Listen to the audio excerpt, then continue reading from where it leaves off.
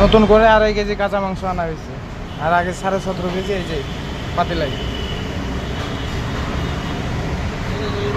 জলিল ভাই 2.5 কেজি মাংস এটা আলাদাভাবে এটা বুঝে নেন। আগে 17.5 কেজি পাইছেন না? কত কেজি পাইছেন? 2.5 কেজি। আপনি মাই পেলেন?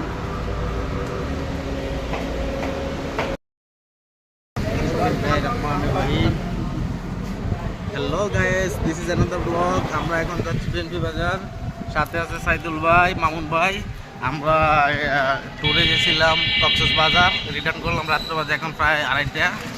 আমরা যাচ্ছি ঢাকা শহরে, এখন পুরো উজ্জ্বল, মনে হয় না যে 2:30 বাজে।